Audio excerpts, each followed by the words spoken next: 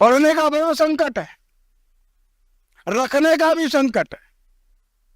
और पुस्तकें संग्रह नहीं करते, फालतू के सामान का संग्रह अपने मकान में करते हैं।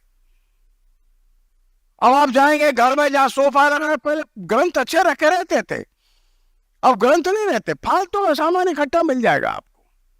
कुछ क्रॉकरी रखी मिल जाएगी, कुछ खिलौने बच्चों के रखेंगे, कहीं गिफ्ट लगा वो में रख लेंगे, कहीं इनको कोई किसी ने कोई दिया है अपना सम्मान का पत्र, वो मान मिलेगा, ग्रंथ नहीं मिलते। अब ये दुर्लभ हो गए।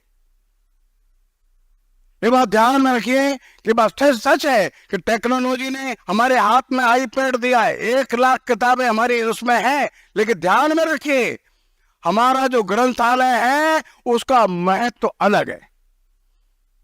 क्या हमारे बच्चे पुस्तक पढ़ना सीख रहे?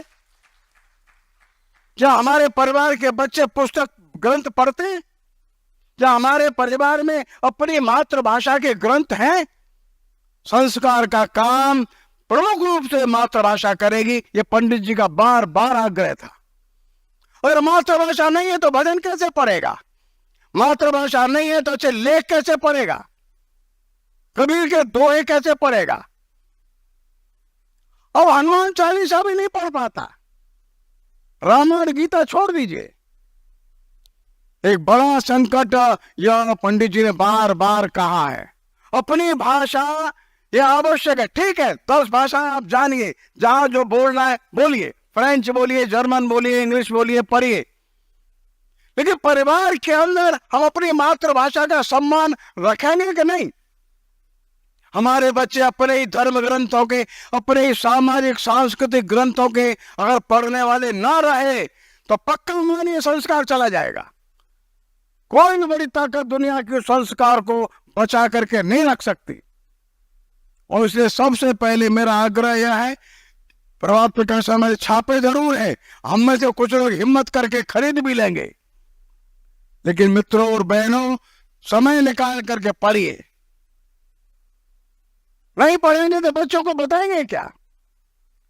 जो प्राध्यापक है वो अपने विद्यार्थियों को क्या बताएंगे?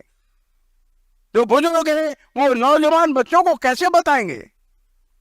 और इसलिए प्रभात प्रकाशन ने बड़ा काम किया, हिम्मत का काम किया है। आज के समय में इतना प्रकाशन करना, इतना पैसा इन्वेस्ट करना, यह भी कम कठिन काम नहीं है, लेकिन मैं उनको हर दृष्टि से और शुभकामनाएं देता हूं, बधाई देता हूं।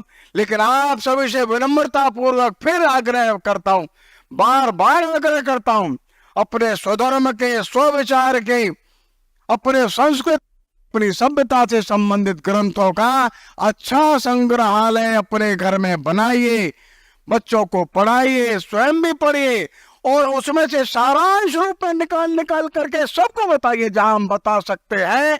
यह प्रक्रिया जारी रही तो हम ग्रंथों के मूल्यवान भाग को अगली पीढ़ी को सुरक्षित रूप से दे सकेंगे और संस्कार की छोटी मोटी गारंटी पक्की बनी रहेगी।